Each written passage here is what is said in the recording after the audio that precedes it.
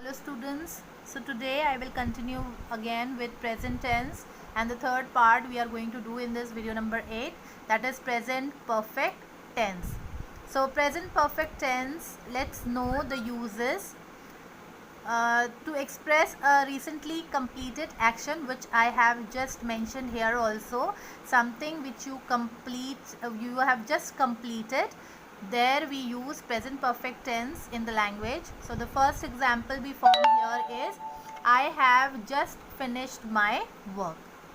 Next usage, past actions will show present results. That means you were engaged or involved in some work which will show the present result. That means, for example, you were washing clothes and you have just finished washing the clothes, so we have washed the clothes. This is the example.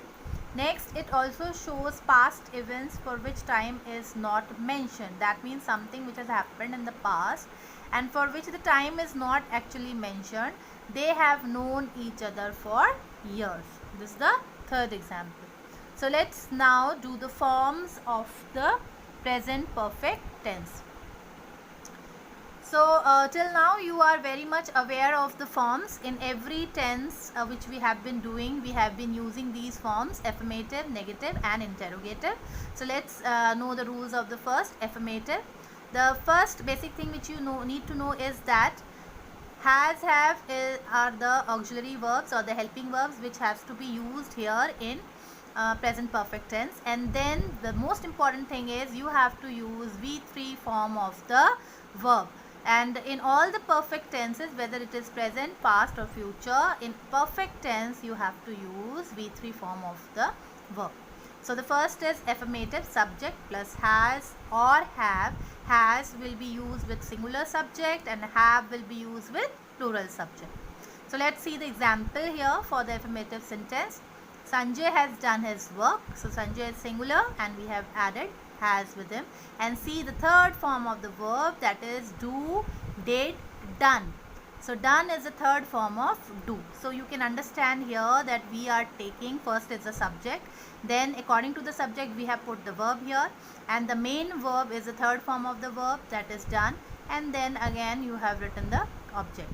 So there Sanjay has done his work. Next is they have taken tea.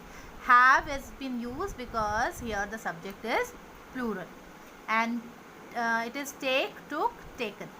I have read the book. So these three examples will make you understand that how we do the affirmative form of the present perfect tense.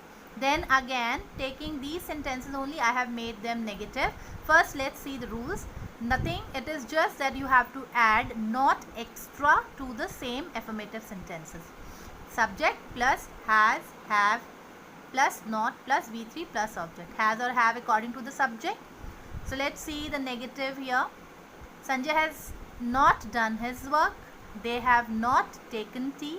I have not read the book. So you can understand the difference that only not has been added with has and have. So this is what you have to do in the negative sentences. Then let's go to the interrogative sentences.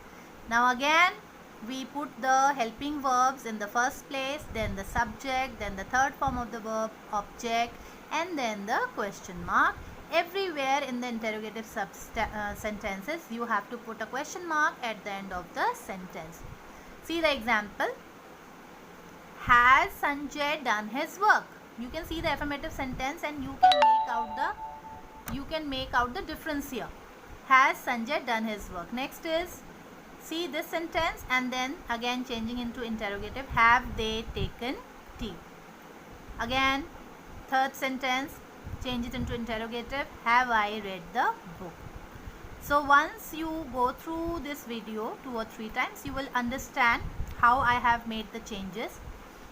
All the rules have to be written in the same way in the fair notebook, and then after completing this you will be doing the worksheet which I will be sending in the PDF. Thanks for now.